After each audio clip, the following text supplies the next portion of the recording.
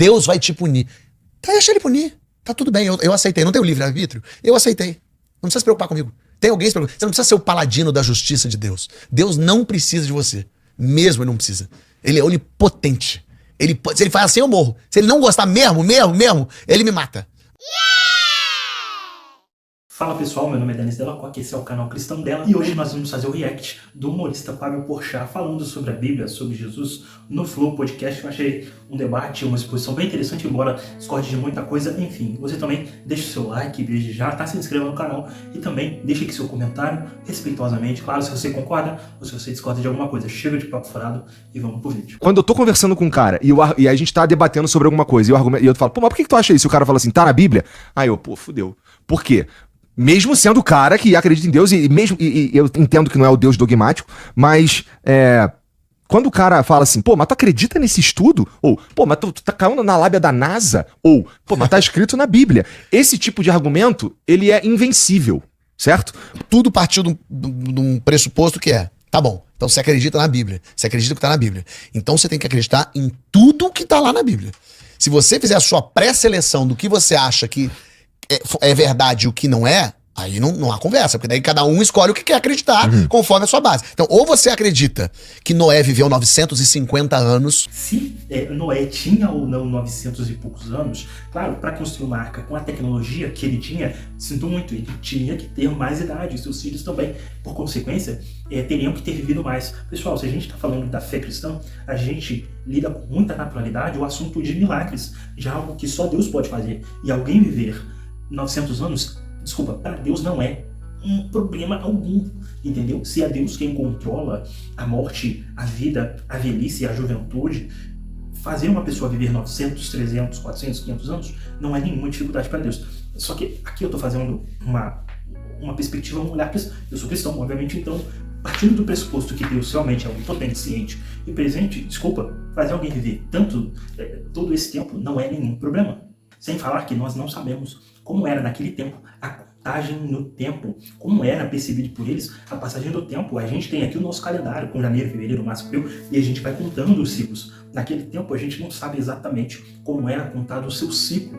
Então assim, só que eu digo, não é algo que é a base da nossa fé. Se Abraão, se Noé, tinha ou não 900 anos, viveu mais de 1000, sabe, viveu, assim, não é algo que faça muita diferença. Se ele viveu 200, 500, como eu disse, não faz muita diferença. Bom, pelo menos para a maioria de nós, né? Não abala a nossa fé pensar nisso. Ou você acredita que não existiu dinossauro, porque não tá na Bíblia. Ou você acredita que não pode, então não pode comer crustáceo. O Porchat deu a entender que a maioria de nós cristãos, ou líderes cristãos, negam a existência de dinossauros. Ou que a Bíblia nega a existência de dinossauros. Porchat, da onde você tirou isso?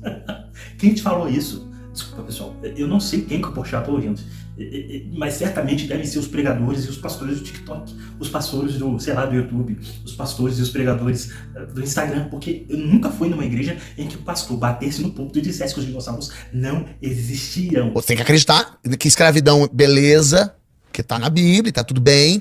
Deus tira os escravos de Jó e devolve os escravos de Jó. Ele devolve em dobro pra Jó.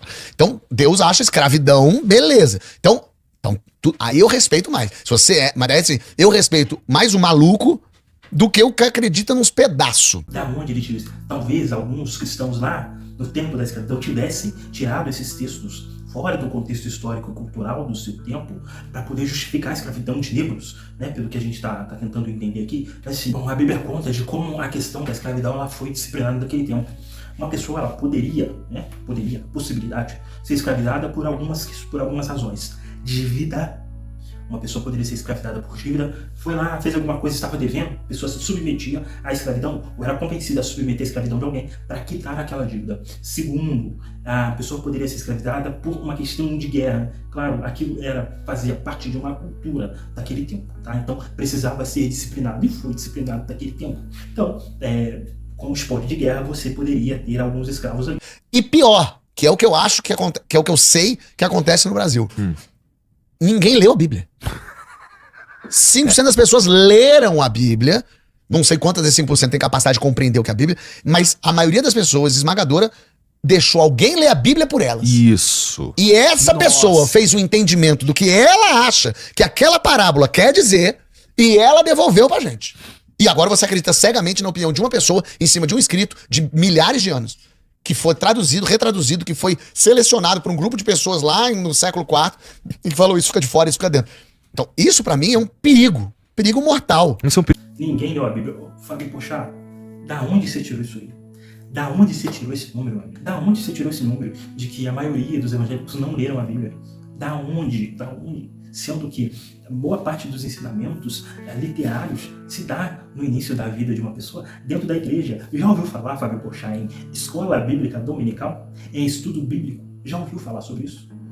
Eu tenho quase certeza que não. Sabe, nas escolas bíblicas dominicais, nos estudos de teologia, há um intenso debate sobre entendimentos. Mas esses caras, eles querem dar opinião de algo que eles não fazem a menor ideia. Vocês nunca, pessoal, vão me ver aqui falando sobre o candomblé. Você sabe por que vocês não vão me ver falando sobre o candomblé? Porque eu não faço a menor ideia do que seja a teologia, os ensinamentos do candomblé. Vocês não vão me ver falar sobre mesa branca, porque eu não faço a menor ideia do que seja mesa branca.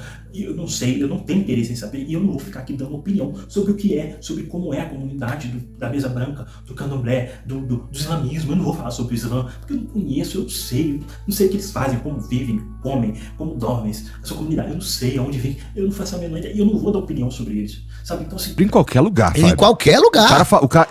Se todas as minhas opiniões políticas, por exemplo, vierem de apenas um lugar, Imagina. eu tô reproduzindo, eu nem pensei.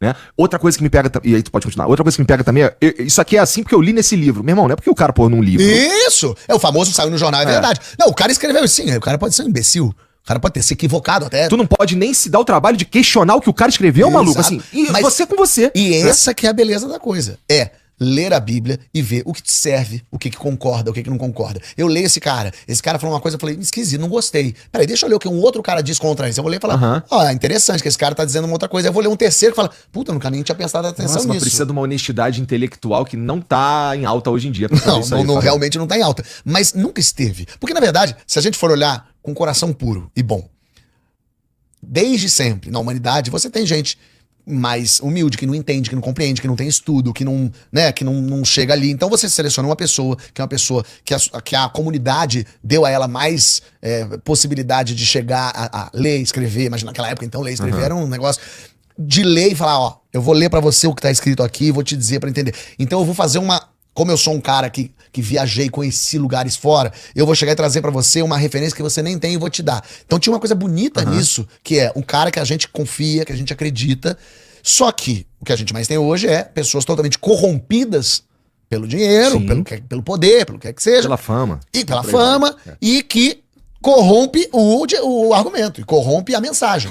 não foi escrita por uma pessoa. A Bíblia tem dezenas de autores e que, por favor, faça uma análise bem criteriosa. Cara, se fosse por uma pessoa escolher, fosse uma pessoa muito inteligente, tem muita coisa que, se fosse eu tiraria da Bíblia.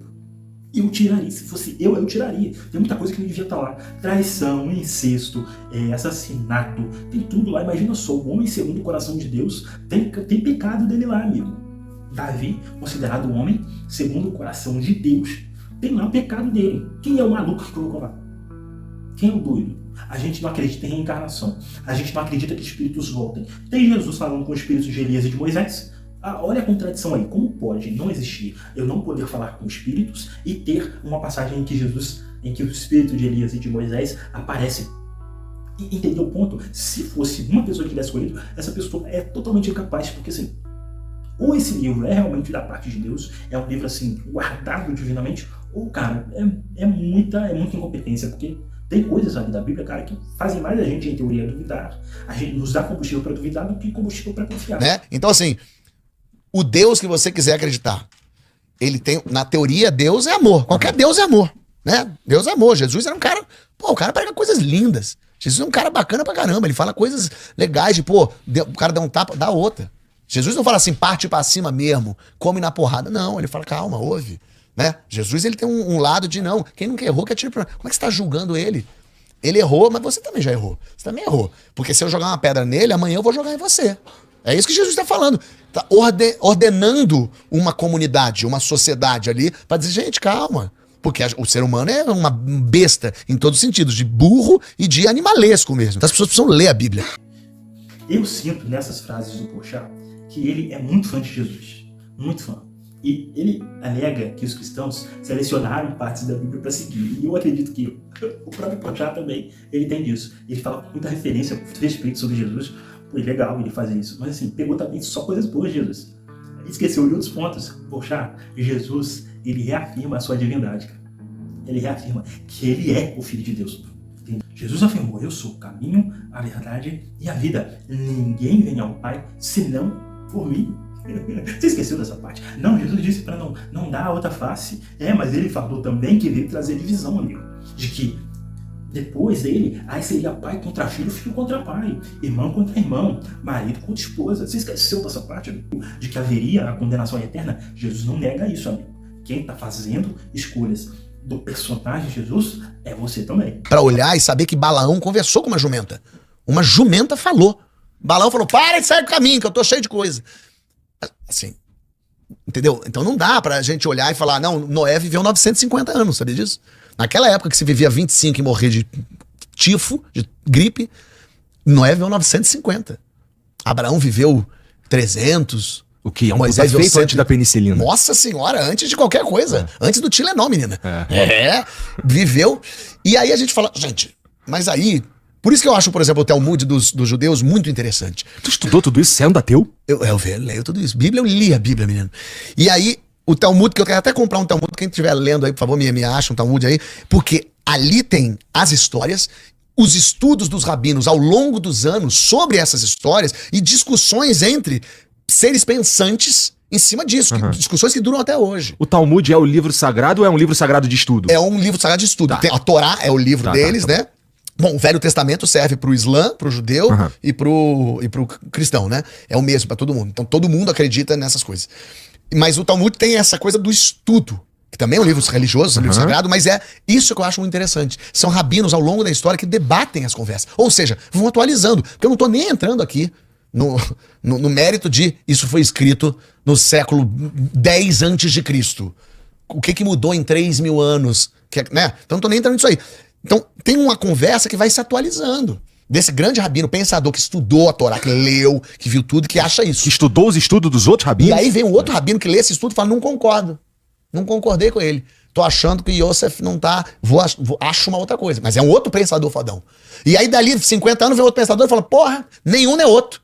Eu acho que a junção dos dois é que gera isso aqui. Olha que rico que é. Olha como é interessante, porque daí você tá o quê? Conversando com gente que estuda, conversando com gente que viveu os tempos, passou o tempo. E não gente que pegou e falou, é assim que tá aqui, e aí isso acabou. Assim, bom, o Fábio dizer que admira o Talmud, pra mim não faz muito sentido, já que o Talmud, ele não é um livrinho de literatura, não é um livrinho da carochinha. Ele é um livro tido também como sagrado, só que teológico, baseado na Torá. Ele não deixa de ser um livro com um fundamento religioso. As discussões no Talmud, de rabinos, sobre como era a aplicação das leis de Moisés sobre o Pentateuco, desculpa, Fábio, mas a maioria delas eram discussões e conclusões até mesmo mais conservadoras do que a gente imagina. Então, assim, eu tenho quase certeza que o Fábio nunca ouviu falar em calvinistas, arminianos, pré-tribulacionistas, pós-tribulacionistas, então assim, talvez isso seja grego traduzido para o latim na mente dele, mas enfim. Outro ponto é dar a entender que a religião judaica, pela Torá ou pelo Talmud, é uma religião homogênea, né, que a maioria ali concorda. Muito pelo contrário, amigo, do judaísmo existem outras vertentes, o que a gente chamaria, né, de denominações. Existem rabinos de diversas escolas que adotam práticas, que descartam outras práticas, que discutem entre eles dentro da sua comunidade, rabinos que discutem para outras comunidades. Então, assim, não é essa Disneylândia onde todo mundo se abraça, onde a Torá e o judaísmo é legal, todo mundo concorda, e só no cristianismo que todo mundo, cada um possui uma torre de Babel ali na confusão de línguas, onde cada um faz o que quer. Não é assim, tá? Acredito que a maioria das religiões, o judaísmo, o islamismo e o cristianismo, tenha as suas divergências teológicas e teóricas, que geram outras escolas e pessoas que vão ficar em uma, que vão ficar em outra, mas assim, não, o judaísmo não é uma religião homogênea, onde todo mundo concorda com tudo.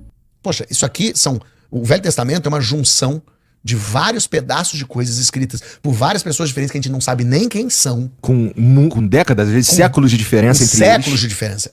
Se não me engano, são 10 séculos de diferença entre eles, que foram ajuntados, escritos, reescritos, quem é que escrevia naquela época, que papel era esse que durava, o que não foi jogado fora, o que não se perdeu, que foi ajuntado e que teve um pessoal que olhou e falou, vai ser esse aqui. Teve uma junta que chegou e decidiu. Assim também como o Novo Testamento. No século IV, em 397, no encontro lá em Cartago, uns 20, Nossa, o bicho estudou uns mesmo. 20 pessoal que tava lá. Como era o nome do Papa? Santo Agostinho tava lá, mas não lembro o nome do Tá Papa, bom, não. tá bom. Era em Cartago, na Tunísia.